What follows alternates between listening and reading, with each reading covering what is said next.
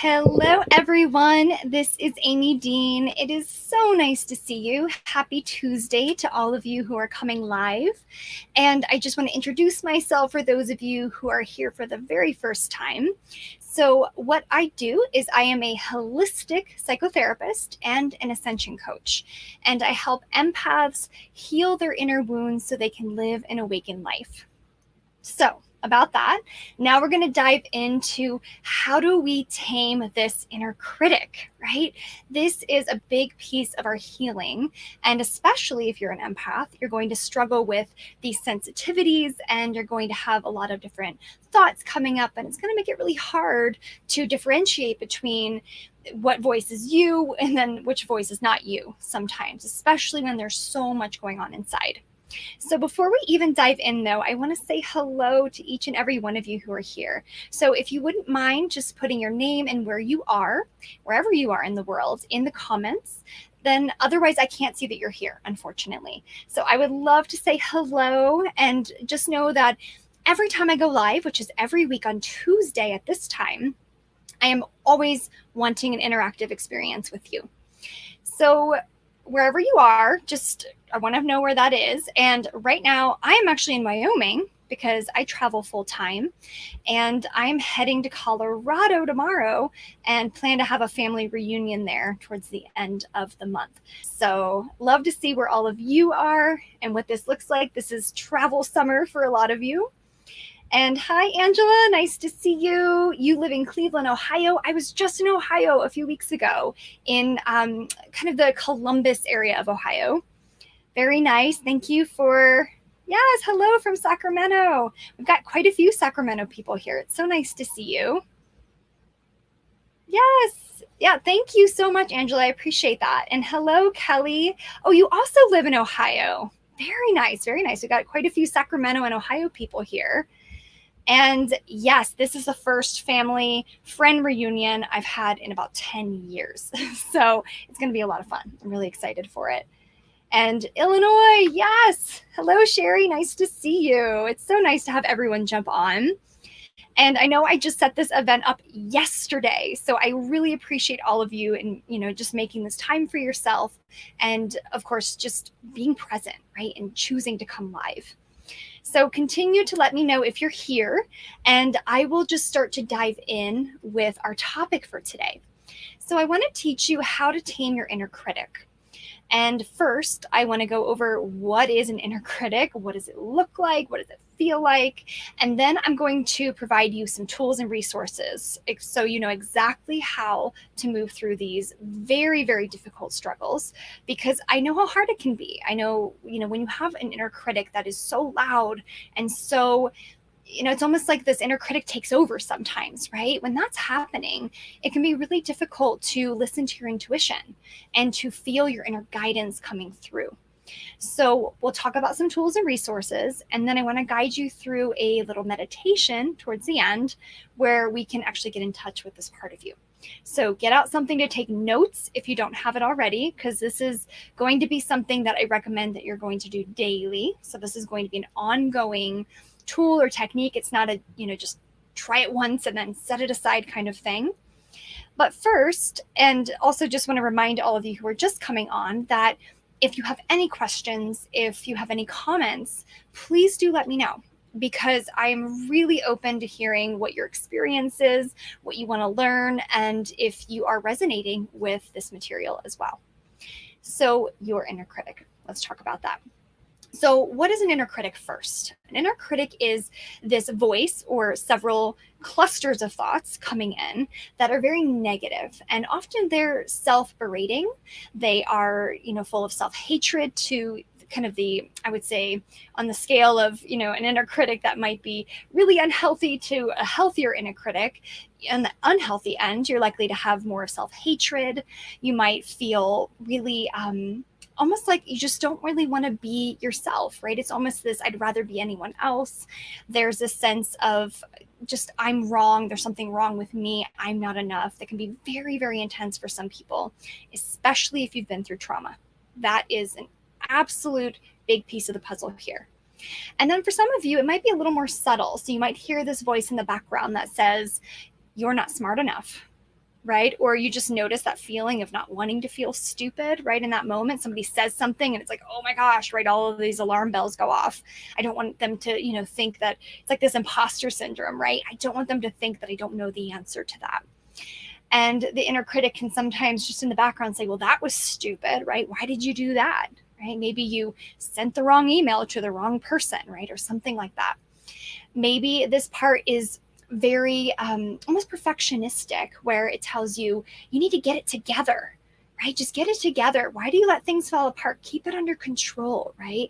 This might be your emotions, get them together. It might be your life. It might be organization. If you struggle with ADD or ADHD, it could be a whole myriad of different things. And maybe for you, it's more about body image. Maybe your inner critic is, as soon as you look in the mirror, it's like, oh, I've gained too much weight. And then you hear that little voice of, I look disgusting, or I hate myself, or you start to compare yourself to others. And I call your critic the judge. This is the one that's looking out in the world, and it is constantly comparing you to somebody else, whether or not you're aware of it. Now, if you are just paying attention and you're trying to understand what's happening, then you're going to notice that this is on autopilot. You are not doing this. You are not choosing to have this critical mindset, right? So the important thing about that is that it's not your fault, okay? I really want to drive that home. It is not your fault that you have an inner critic. In fact, I would say every person has an inner critic. Some are just louder and more intense than others. But just know that you are not alone right now, that every single person struggles with this. So we can set aside any of the shame aspects of yourself showing up around this and just know that that's okay, right? That that's there. So I want to let you in on a little secret too around this inner critic. And often we think of it like, I just don't want it to be here anymore. I'm tired of it. I want to just feel my true self again. And I think that's 100% valid, right? To want to feel peaceful and calm and at ease within yourself. But also, your inner critic has a very important role to play. And it is not your enemy.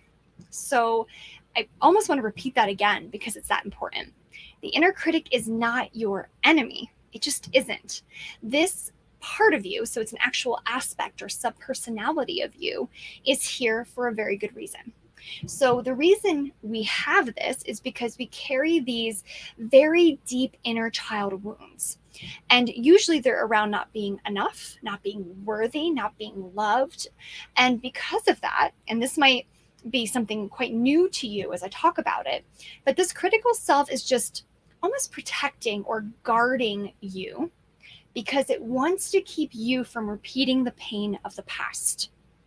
Now, I know that might sound a little bit off center. It's like, well, yeah, keep, attacking me. And yeah, sure, I'll just stop, feeling bad, right? It's not like that. And we tend to get into this place of just being brought further and further into this dark hole when our inner critic is constantly hitting us time and time again. But what's happening here is that your inner critic is reminding you these past wounds, they still exist. Your inner child wounds still exist. And maybe for you, this critical voice you hear in your head, just listen very closely. It might be the voice of one or both of your parents or caregivers or people that you spent a lot of time with when you were growing up. Because often we adopt these voices and we start to act as if they are our own. And that's dangerous, right? I'm sure you might have noticed. Because when we take this voice of this is my inner critic, right? And this is me, then we are falling into this trap that we are less than, right? And that we are not good enough. So another thing here to note, so as this inner critic's trying to keep you from repeating the past, here's what it's really trying to do. It's pushing you to try to be better. I know that sounds almost silly to say, right? It's like, oh, well, okay, if it keeps just pushing me time and time again, how does this part of me think that all of a sudden I'm just going to be better? I'm just going to be enough. I'm just going to be, just perfect in everybody else's eyes. But the truth is that's just where this inner critic comes from. It is this part is not very educated around who you are as your highest self. It just isn't. It doesn't know that. So what it's doing is it's acting almost like a parent to this inner child within you. And it's basically telling this inner child, be better, step it up, stop doing that, right? Fix it, do something else. And if I'm going to be completely honest with you, it's worked to some degree, right? Not the be better idea, but it's worked to some degree to get you to make changes in your life. Right? When that inner critic is beating you up about your weight, maybe eventually you're going to say, all right, I guess I'll just, go on a diet, or I'll stop eating as many sweets, or whatever that is. And eventually you might do it. And then you might realize, wow, I feel better about myself, right? Because I did that. And then the cycle continues, and the inner critic thinks, I was the one that made this change happen. So it's a cycle, and we need to catch it. We need to catch this inner critic in the moment it's happening, and we need to stop it, right? We need to stop this cycle once and for all. So this inner critic is trying to help. So again, not your enemy. In fact, I want you to befriend your inner critic, because this inner critic doesn't know any other way. And I guarantee you that as you build a relationship with this part of yourself, and I like to frame it in this way, because as long as you think this voice is you, you're always going to be disillusioned by it. So it's important for you to say, this is a part of me. This is just an aspect of me, but it's not really who I am, right? So that is so important to remind yourself. So I'm going to go into some tools and resources to work through this inner critic and help you move through some of these pain points. Please let me know any questions that are coming up. I'll take a little break here to answer them. No questions right now? Okay, perfect. So write these down. These are the exact steps right now to tame your inner critic. So number one, so we want to start with the first thing, which is we need to track your critical voice. Now, everyone's voice is different, right? They're all pretty similar in some way, right? There's always this kind of, self-degrading kind of thought process happening in our heads. But your voice is very specific to you. It's specific to your upbringing. It's specific to your experiences. And so you need to track what this inner critic is saying. So I highly suggest you get a dedicated journal for this inner critic. And that might be something like every day, you just check in and notice at the end of each day, what did this part say to me? What was its voice? How did it come through, right? And then you might even ask yourself, who does this remind me of in my life, right? Is it my parents? Is it, my caregiver? Was it a teacher that, that I grew up with that was really, really hard on me? So you just want to notice, where is it coming from, and track the voice. You can do that in any way. You could just journal daily, but I do recommend you write it down every single day, because otherwise, if you're not catching these thoughts, they're going to catch you, right? So it's really important that you have this self-awareness experience around this part of you. So then the next step, and the next thing I would recommend, is to begin using a daily self-compassion mantra or affirmation, right? However you want to frame that.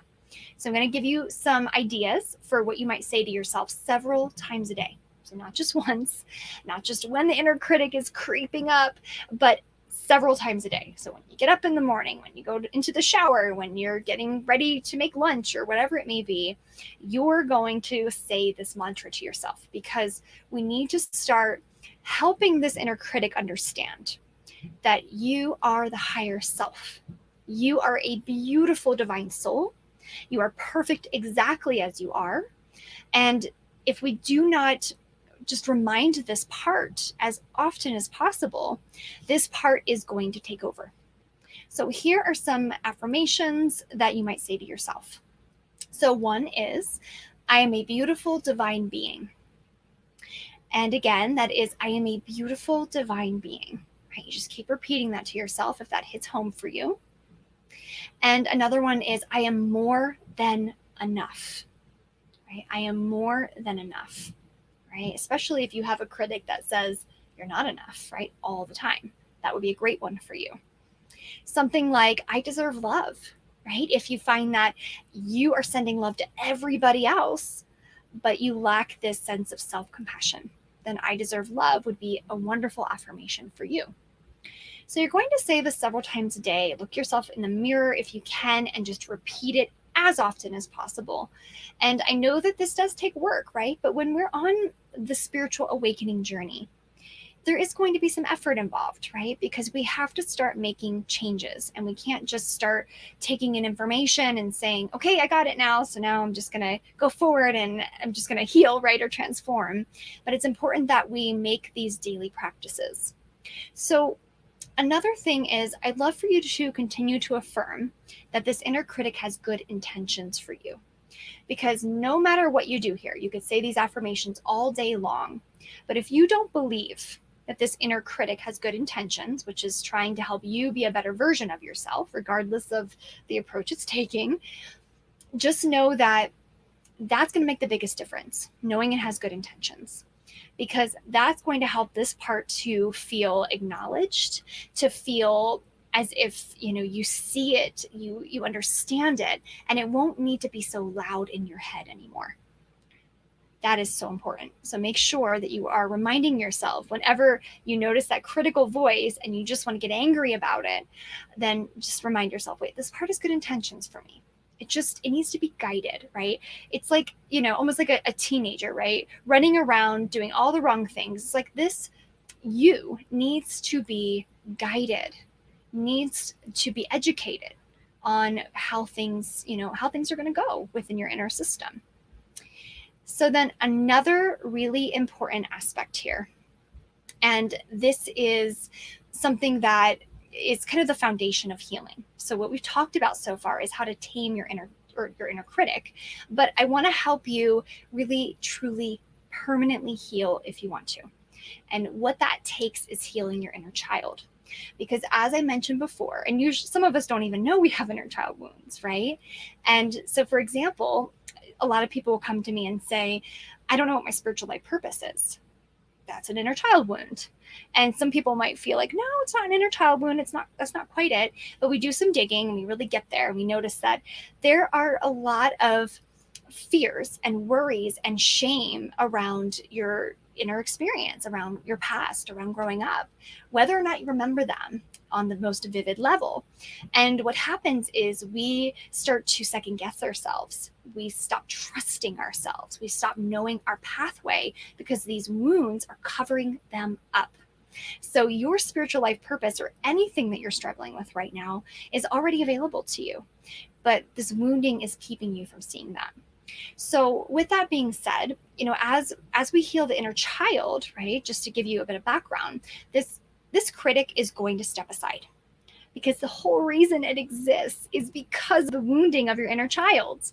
So if you imagine now that if you felt worthy, you felt enough, you felt authentic and truly connected to who you really are, right? And you woke up every day and you just knew, just deep down in your heart, right? I am the divine, right? That is who I am.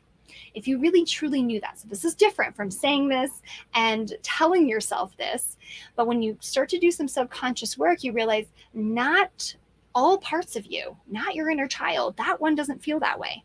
Other parts of you might feel that way, and that's okay. But that younger you often doesn't feel that way. And so we have to help this part heal so that the other parts of you, including and especially the critic, will heal on their own. So with that being said, some of you already know that I do offer coaching and I do offer resources if you're interested in going deep with your inner child. I'm also going to be teaching more, classes and things on the topic. But the problem with teaching and not doing and not working with you on this is that the profound transformation that needs to happen, it just can't happen in the way of just giving you some tools and resources and then just sending you on your way. We have to do this work together so I can guide you and help you through the stuck points. So if you are interested in just finding out more and you're just ready to heal your inner child or step into the life that you've been waiting for, please reach out, let me know, and I'd be happy to have a free consultation with you around that, and we can talk about what that looks like.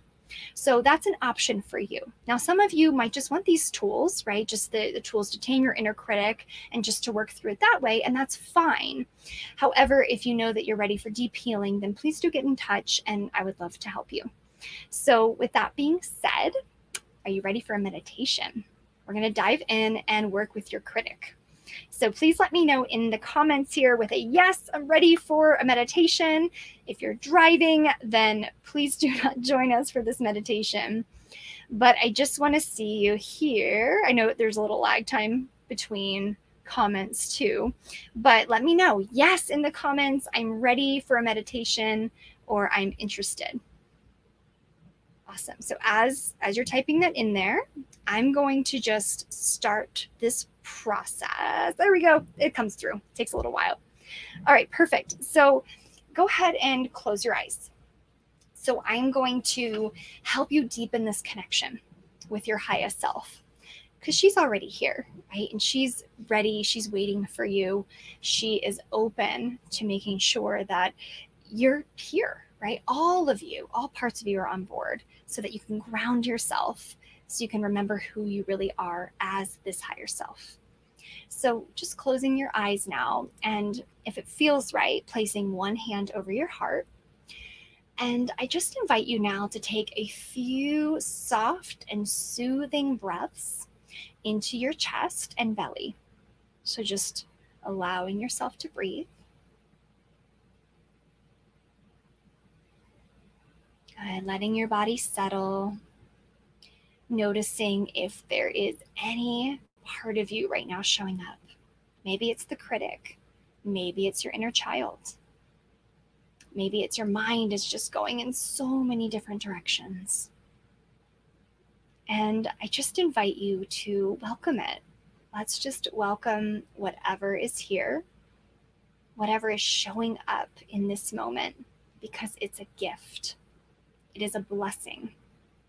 Whatever is here is showing you the way back home to your highest self.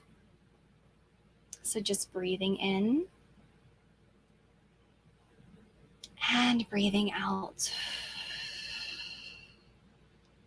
And then just noticing, taking in any sounds in the room, just to ground yourself a bit, to really feel yourself, just completely letting go. Just relaxing and releasing. So taking your time. And whenever your mind wanders, just very gently bring it back to this breath that is here for you, waiting for you. Good. And see if you can find the silence between my words and the beautiful stillness in and around you, despite anything else you might hear in your environment.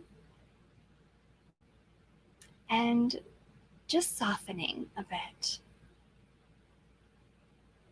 Good. Just allowing, making room, yet not following the thoughts. And becoming this witnessing presence, really sensing your inner experience right now. Good, good, good. And now let's take a really deep breath in, just all the way into your chest. And we'll exhale together. All the way out. And keeping your eyes closed, hand on your heart. We are going to get in touch with this critical part of you for just a moment. And I invite you to just say these words or the words that resonate most with you. Something like, "Thank you, critical part of me. I am the higher self. I want to help. You don't have to work so hard. Every day, I will remind you of the love we are. And again, every day, I will remind you of the love that we are." Now just sit with that for a moment, just with your hand here, saying any other words that you need to right now to this critic. Maybe something like, "I want to be friends. I want to help. I care so much about you. And just feel your heart growing in love and awareness that this critic is suffering, just like your inner child, just like any and all other parts of you.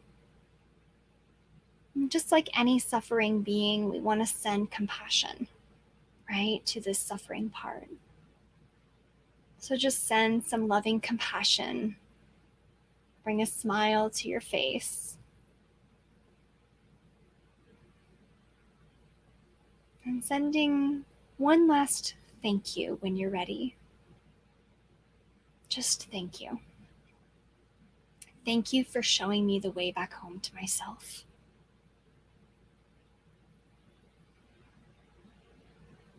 And just breathing in and breathing out, really sensing the potential shift that you might feel in your body right now. And then when you're ready, I love all the hearts. They're so beautiful. And just feel your beautiful energy. And when you're ready, just go ahead and open your eyes and come back to the room. And I like to imagine that everyone is here with me in this moment and that we're all meditating together. We're all deepening the love within our hearts for this inner critic. And that makes it so much more powerful, is what I find. And I just want to hear from you if you'd like to just say a word, one or two words maybe, about what this was like right now. Because unless you've done this deeper compassion work before, it's likely that this is new, right? This is not something that you've done before in the same way. And we typically, right, we try to fight our thoughts or resist them or try to make them go away, right? That's our typical response. So I'd love to hear if you'd like to share, right? If it was calm or if it felt inviting or if it felt heart opening or something to that extent. And as you're writing that there, I just want to invite you to continue to give yourself compassion in this way. So those affirmations are going to be really helpful for that. But in general, every single day, every single moment, just holding that love for yourself, right? Anytime your inner child comes in and you notice you're maybe reverting back to a younger time, right? It's when you know that you're defending or you're having, this kind of moment of extreme anger out of nowhere. You don't know where it's coming from. It's like these moments can be an experience of our inner child letting us know, I'm not okay in here and I need you. I need your love. And my perspective and my way of working with my clients is that when we send love to every part of you, every aspect of you, right, ongoing throughout the day, anytime something hurts, anytime you feel like you've hurt someone else, every single time, you are rebuilding this connection with your body, which is incredibly healing, but you're also reconnecting with your soul. Yes. Oh, wonderful. Thank you for sharing that this was peaceful. And thank you, Sherry. I'm so glad you're thankful. And I'm just so thankful for all of you. This is one of my favorite things to do, is to teach and to come forward and to connect with all of you. So thank you for being present today. Thank you for making yourself a priority as usual. And please do let me know in the comments if you'd like to connect with me, if you want to know more about healing your inner child. I'm here to help if so. Otherwise, just know that every week I'm here live on Tuesdays, and any questions, let me know in the group.